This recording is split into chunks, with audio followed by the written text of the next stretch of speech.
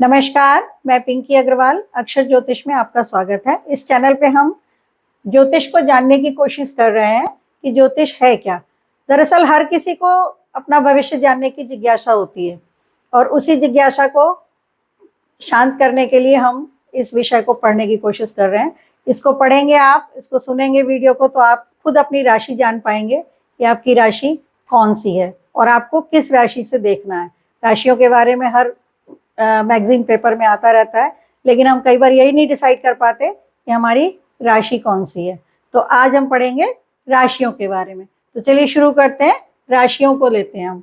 राशियों के बारे में हमने राशियों के नाम पढ़ लिए थे और ये भी जान लिया था कि जो 12 राशियां हैं उनको हम नंबरों से संकेत दे रखा है हमने कि पहला नंबर राशि जो है वो मेष है, दूसरी वृष है, तीसरी मिथुन, चौथी कर्क, पांचवी सिंह, छठी राशि कन्या। तो अब हम जानेंगे कि ये नंबर या ये राशियां हमें क्या बताती हैं, क्योंकि हमारी जो कुंडली होती है उसमें हमें नंबर लिखे होते हैं जो राशियों को डिनोट करते हैं और अदरवाइज ग्रह लिखे होते हैं। अब उससे हमें कैसे फलित निकालना है यही हमें सीखना है। तो आज हम पहले कुछ थोड़ा सा राशियों के बारे में जानेंगे कि कौन सी राशि हमें क्या बताती है। जब हम थोड़ा सा राशियों के बारे में जानेंगे तो हम उनको मिला करके फलादेश करने के लायक हो जाएंगे। तो आज हम लेते हैं राशियों के गुण। अब राशियां जैसे हमारी एक नंबर राशि, अब हमें याद ही हो जाएगा धीरे धीरे कि एक नंबर राशि लिखने से मेष राशि है। यहाँ पर एक नंबर राशि जो है ये विषम राशि है, इसको विषम राशि कहते हैं। इसी तरह से हमारी जो 2 नंबर राशि है वो सम राशि है। अब ये सम विषम तो हम गणित में भी जानते हैं। ये जो विषम राशि है ये राशि ये बताती है कि ये एक्टिव राशि है और जो सम राशि है ये सौम्य राशि होती है। इसके साथ में हम सौम्य शब्द भी लिख देंगे। राशियों का गुण सौम्य, सौम्य राशि है ये। और ये क्रूर राशि में भी आती है। क्रूर राशि में इसलिए भी आती है क्योंकि इस राशि का स्वामी मंगल है। अब हमें इसी तरह से सभी राशियों के 12 राशियों का हम पूरा चार्ट बनाएंगे। जैसे तीसरे नंबर की राशि मिथुन है, हमने यहाँ नाम भी लिख लिया बीच बीच में ताकि हमें याद रहे कि तीसरे नंबर की राशि मिथुन है। ये विषम, ये सम और फिर ये वापस फिर विषम। तो ये क्रम ऐसे ही चलेगा, विषम सम, चौथी राशि फिर आ जाएगी ये, फिर हो जाएगी ये सम।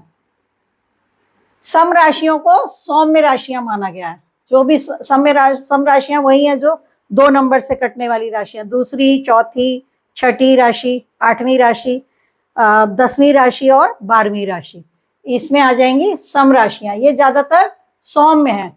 और इसी तरह से ये मेल फीमेल भी है। ये पुरुष राशि है, पहली राशि पुरुष राशि है और ये दूसरी राशि है ये स्त्री राशि है। इसी तरह से हम 12 राशियों का पूरा चार्ट बनाएंगे। इस पुरुष राशि, फिर स्त्री राशि, फिर ये पुरुष राशि। विषम राशियां पुरुष राशियां हैं और सम राशियां स्त्री राशियां हैं। ये जब हम आगे आगे फलादेश करेंगे तो हमें ये चीजें काम में आएंगी। इसी तरह से 5वीं राशि फिर से विषम हो जाएगी और वो पुरुष राशि हो जाएगी। तो ये हमें पता चला विषम राशि है, क्रूर राशि है मेष राशि, मंगल की राशि है। इसी तरह से इसका राशि स्वामी कौन है? शुक्र है। वृष राशि का स्वामी शुक्र है।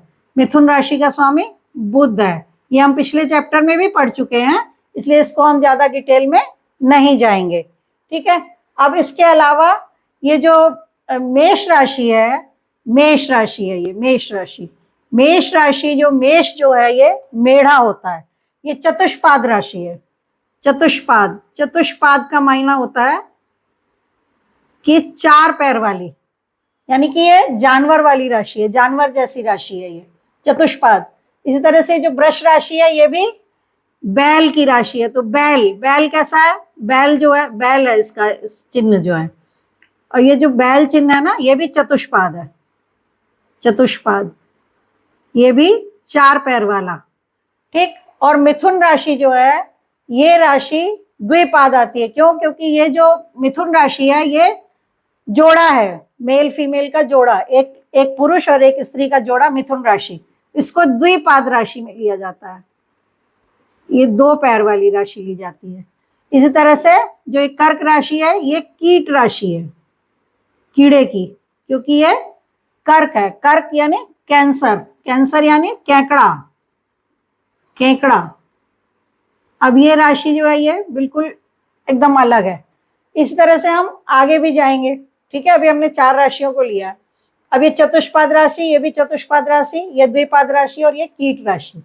इसी तरह से अभी हम एक बार इन राशियों के 4 राशियों के गुण देख लेते हैं। अब ये देखिए मेष राशि कहाँ पाई जाएगी, मेढ़ा कहाँ पाया जाएगा, जंगल में, स्थान इनका जंगल। ये स्थान कहाँ पाई जाएगी, ठीक है। ये पाद, कितने पाद हैं इनके, 4 पाद हैं। ये लिंग, पुरुष है या स्त्री हैं। इस तरह से ये स्वामी, ये हमें ये सभी 12 राशियों के हम ये गुण देखेंगे। सम विषम देख लिया हमने, क्रूर देखा, उसके बाद ये स्वामी देखा कि स्वामी मंगल है, पुरुष राशि है, ये चतुष्पाद राशि है, स्थान इसका जंगल में पाई जाती है। अब जो ये बैल राशि है, वृष राशि, ये खेतों में पाई जाएगी, क्योंकि बैल कहाँ पाए जाते हैं, खेतों में पाए जाते हैं, तो ये खेत में। अब आप सोच सकते हैं कि ये इसका हमें क्या लाभ है। कभी कभी क्या होता है, कोई चीज खो जाती है या कोई व्यक्ति खो जाता है, और उस समय हमें सवाल लगाना पड़ता है कि भाई पंडित जी के पास गए, भाई बताइए पंडित जी हमारा तो कोई व्यक्ति चला गया है। अगर वहां पर पाए जाने वाली जगह में वृष राशि आती है तो यानी कि खेतों में होने की संभावना है, ठीक है। इसी तरह से मिथुन राशि, ये कहाँ पाई जाती है, शयन कक्ष में। अब ये कब जरूरत पड़ेगी, कभी कभी क्या होता है, गहना खो गया किसी का, कोई वस्तु खो गई, रुपए पैसे खो गए, और कई बार जब बड़ी रकम होती है तो बंदा पूछने आता है कि भाई कहाँ मिलेगी। तो अगर हमारे पास मिथुन राशि कनेक्शन आ रहा है मिथुन राशि का, तो हम कह सकते हैं कि ये आप अपने शयन कक्ष में ही ढूंढो, वहां मिलने की संभावना है, ठीक है। और कर्क राशि कहाँ होगी, ये जलीय राशि है ना, तो जंगल में मिलेगी। एक तो कर्क कैंसर कीड़ा है, ये केकड़ा, और जंगल में मिलेगी, और दूसरा ये जलीय स्थानों पे मिलेगी जहां पर पानी हो, ठीक है। इसी तरह से उदित होने का बताते हैं, ये उदय कैसे होती है राशि। 24 घंटे में 12 राशियां घूमती रहती हैं। हर एक राशि 120 मिनट की होती है मोटा मोटी।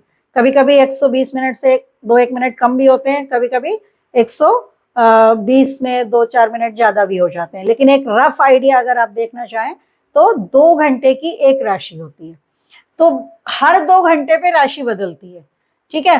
तो अब क्या होता है कि जब राशि शुरू हो रही होती है, जैसे समय जो उसका संक्रांति काल होता है, जिस वक्त वो राशि निकल रही है, वो कैसे उदित होती है। कुछ राशियां शीर्षोदय होती हैं, यानी कि सिर की तरफ से उदित होती हैं, और कुछ राशियां जो होती हैं वो पृष्ठोदय होती हैं, वो उनका पिछला हिस्सा पहले दिखता है और अगला हिस्सा बाद में दिखता है। तो ये शीर्षोदय राशियां और पृष्ठोदय राशियां जब हम प्रश्न कुंडली लगाएंगे तब हमें काम आएंगी, कि जो शीर्षोदय राशियां होंगी वो कहेंगी कि काम हमारा जल्दी हो जाएगा, और जो पृष्ठोदय राशियां अगर हमारी आ रही हैं और उनसे हमें अर्थ निकालना है तो हम ये कहेंगे कि भाई काम होने में थोड़ा समय लगेगा। तो अब ये जो उदय कैसे होती है, शीर्षोदय राशि। शीर्षोदय राशियां कौन कौन सी, ये पहली जो 4 राशियां हैं, ये मेष, वृष, मिथुन और कर्क, ये चारों ही पृष्ठोदय राशियां हैं। ये पृष्ठोदय राशियां सेम, लेकिन मैंने इसको छोड़ दिया। क्यों छोड़ा, क्योंकि मिथुन राशि के बारे में ऐसा विचार है कि ये उभयोदय राशि है, उभयोदय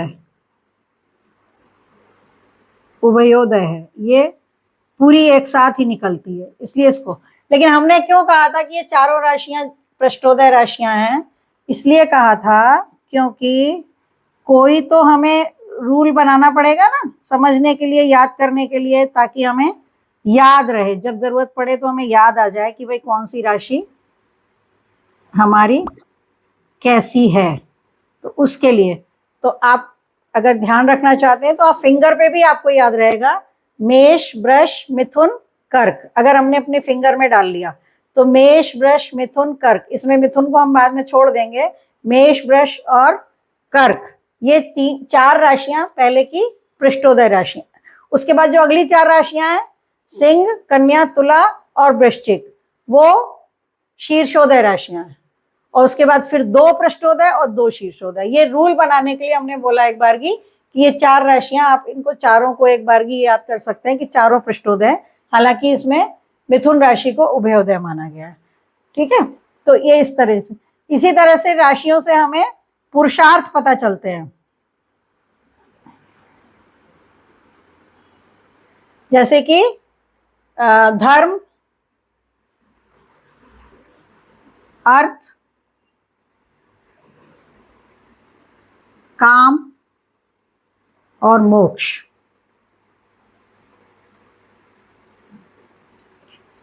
राशियों से पुरुषार्थ भी पता चलते हैं। ये मेष राशि धर्म की राशि है, वृष राशि अर्थ त्रिकोण की राशि है। इसी तरह से मिथुन राशि कामनाएं देती है हमें, इच्छाएं हमारे अंदर बहुत ज्यादा कि हम अच्छा सा कुछ अचीव करें या हमारे पास बढ़िया गाड़ी हो, ये कामनाएं देने वाली राशि है। इसी तरह से मोक्ष की राशि है, कुछ लोग होते हैं जो मोक्ष के लिए भी प्रयास करते हैं। तो ये अब ये धर्म, अर्थ, काम, मोक्ष हमने चार राशियों का बता दिया। वापस दोबारा जब हम आते हैं तो ये सिंह राशि इसी में आ जाएगी, कन्या राशि इसमें आ जाएगी, तुला राशि यहाँ आ जाएगी और वृश्चिक राशि यहाँ आ जाएगी। ठीक है, पहली, दूसरी, तीसरी और चौथी राशि। उसके बाद में सिंह, कन्या, तुला, वृश्चिक। और उसके बाद फिर हम वापस आते हैं तो धनु, मकर, कुंभ और मीन। यानी कि हमारे धर्म, अर्थ, काम, मोक्ष में हमने 12 की 12 राशियों को डिवाइड कर दिया। धर्म राशियां हमारी कौन कौन सी हो गई? 1, 5 और 9। ये तीन राशियां जो हैं, मेष राशि, सिंह राशि और धनु राशि, ये धर्म त्रिकोण की राशियां हैं। इसी तरह से वृष, कन्या और मकर, ये हमारी अर्थ राशियां हैं। अब ये कहाँ काम आती हैं? यदि हमारे लग्न और लग्नेश, चंद्रमा और उसकी राशि, चंद्रमा जहां पर बैठा है उसकी वही से राशि बनती है, ये हम अभी आपको बताएंगे। तो अगर वो वहां पर ज्यादा इन राशियों का बोलबाला है, यानी कि मेष राशि, सिंह राशि और धनु राशि का, तो आप कह सकते हैं कि व्यक्ति का ध्यान जो है वो नैतिकता की तरफ, धर्म की तरफ ज्यादा रहेगा। इसी तरह से अगर हमारी राशियां, ज्यादातर हमारी राशि, लग्न और राशि ज्यादातर हमारी 2, 6 और 10 में ही ग्रह चले गए हैं, तो हम कहेंगे कि भाई हमारा ध्यान धन कमाने की तरफ ज्यादा रहेगा और हम धन ज्यादा कमाएंगे भी। इसी तरह से मिथुन और तुला और कुंभ, ये तीन राशियां बहुत महत्वाकांक्षी बनाती है जातक को। इस तरह से 4, 8 और 12 ये मोक्ष की राशियां हैं। ठीक है, तो अभी इसी तरह से हम यहाँ पर सम विषम में इसमें वापस ले लेते हैं। विषम राशियों में और कौन कौन सी आ जाएगी? सिंह राशि आ जाएगी यहाँ पर, फिर यहाँ कन्या आ जाएगी सम में, और यहाँ पर तुला, और ये सम में फिर वापस वृश्चिक राशि आ गई। इसी तरह से विषम राशि में 9 नंबर राशि आ जाएगी, सम में यहाँ पे हमारे वापस से मकर आ गई 9, 10, और यहाँ पर हमारी मिथुन के पास आ गई कुंभ राशि, और यहाँ पर आ जाएगी मीन राशि। तो ये तीन राशियां आ गई। इसमें 4 डिवीजन है ना, ये 4 डिवीजन, तो 3 राशियां आ गई।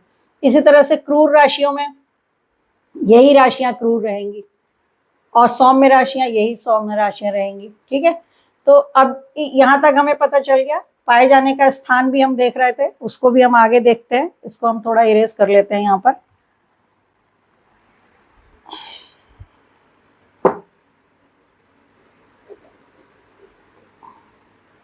ये इसको अब हम आपको, एक बार हमने आपको ऐसे बता दिया, अब हम क्या करेंगे, राशियों के संकेत ही लिखेंगे और उससे बताएंगे आपको।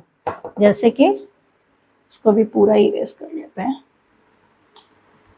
अब जैसे कि हमें दिशा बतानी है, राशियों की दिशा, तो दिशा में क्या होगा? 1, 2, 3 और 4। अब ये पूरब है, पूर्व दिशा की राशि है ये पूरब। उसके बाद दक्षिण, ये क्यों हमने दक्षिण लिया ये भी हम आपको बताएंगे अभी। पूरब, दक्षिण, पश्चिम,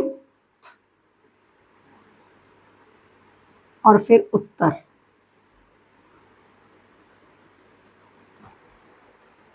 ये जैसे हमारा चार्ट होता है ना, मान लीजिए हमने एक हॉरोस्कोप बनाया, तो हॉरोस्कोप में भी हमें दिशाएं देखनी होती हैं। अब इस हॉरोस्कोप में ये जो पहला लग्न वाले स्थान है, ये पूर्व दिशा को इंडिकेट करता है, और ये जो हमारा दशम भाव है, ये दक्षिण को। इसमें लिखने से हमें याद हो जाएगा, ये पश्चिम दिशा है, और यहाँ पे हमारी ये उत्तर दिशा। अब राशियां इसमें जाएंगी तो 1, 5 और 9 राशि इसके अंदर आ जाएगी। 2, 6 और 10, 3, 7 और 11, और 4, 8 और 12। इस तरह से ये राशियां भी आ गई और दिशा भी आ गई, यानी कि पूर्व दिशा की राशियां 1, 5 और 9 हैं। अब जैसे कोई यात्री चला गया और अब वो उसकी खबर नहीं लग रही है, पता नहीं चल रहा है, या बिना बताए कई बार घर से कोई चले जाते हैं, कभी बुजुर्ग चले जाते हैं बेख्याली में, या कभी बच्चे भी चले जाते हैं जानबूझ के। तो अब हमारा अगर इन राशियों का इंडिकेशन आ रहा है, मेष का या सिंह का अथवा धनु का, तो हम कह सकते हैं भाई पूर्व दिशा में गए होने की संभावना लगती है। इसी तरह से अगर हमारी 4, 8 या 12 राशियों का कॉम्बिनेशन आ रहा हो, तो हम कह सकते हैं कि उत्तर दिशा की तरफ व्यक्ति के जाने की संभावना दिखाई देती है। तो ये हुआ। अब पूरब दिशा, ये हमने आपको दिशाएं बता दी। अब इसी तरह से हम आपको बताएंगे कि अभी हमने दिशाएं बता दी, स्थान बता रहे थे हम आपको। उसके अलावा हम आपको अग्नि, पृथ्वी, वायु, जल भी बता देते हैं, तत्व बता देते हैं। ये अग्नि राशियां हैं, ये पृथ्वी राशियां हैं, अग्नि, पृथ्वी, वायु, ये वायु राशियां हैं, और ये जल राशियां हैं। अब यहां पर भी वही होगा, 1, 2, 3, 4, 5, 6, 7, 8, 9, 10, 11 और 12, यानी कि 3-3 राशियों के ये 4 सेगमेंट बन गए। ये अग्नि राशियां हैं, पृथ्वी राशियां 2, 6, 10, वायु राशियां 3, 7, 11 और 4, 8, 12 जल राशियां। इसी तरह से चर और स्थिर और द्वै स्वभाव, चर राशियां होती हैं, स्थिर राशियां होती हैं, और द्विस्वभाव राशियां होती हैं। द्विस्वभाव राशियां, स्वभाव राशियां। चर राशियां कौन सी हैं? 1 नंबर चर राशि है, स्थिर राशि 2 नंबर है, द्विस्वभाव राशि 3 नंबर मिथुन। इसी तरह से फिर उसके बाद 4, 5, 6, 7, 8, 9, 10, 11 और मीन राशि यहाँ पर आ गई। सॉरी, मीन राशि है यहाँ पर आ गई।